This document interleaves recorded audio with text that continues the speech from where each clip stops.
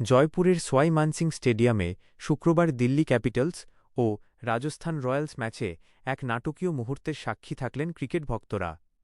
দিল্লির kiwi pacer কাইল Jamieson এবং রাজস্থানের ১৫ বছর বয়সী বিস্ময় বালক বৈভব সূর্যবংশীর মধ্যে লড়াইটি ছিল উপভোগ্য।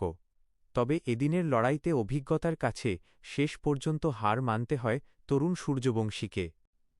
ইনিংসের দ্বিতীয় ওভারে জেমিসনের মুখোমুখি হয়ে প্রথম বলেই নিজের জাত চেনান বৈভব। একটি ফুল লেন্থের ডেলিভারিকে চমৎকার গ্রাউন্ড শটে বাউন্ডারিতে পাঠিয়ে গ্যালারিতে উন্মাদনা ছড়িয়ে দেন তিনি। তবে জেমিসন দ্রুতই পাল্টা আক্রমণ করেন।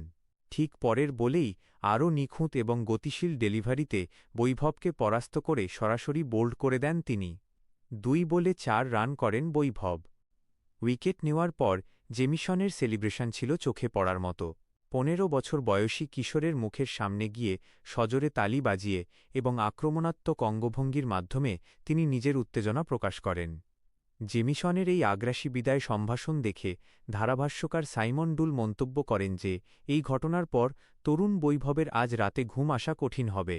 অভিজ্ঞ জেমিসন বনাম তরুণ সূর্যবংশীর এই লড়াই আইপিএল ২০২৬-এর উত্তাপ আরও বাড়িয়ে দিয়েছে।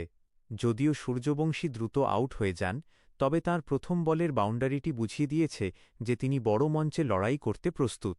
অন্যদিকে জেমিসনের এই আগ্রাসন বুঝিয়ে দিল যে লড়াইটা যখন ২২ গজে, তখন বয়সের কোনো ছাড় দিতে রাজি নন কোনো অভিজ্ঞ বোলার।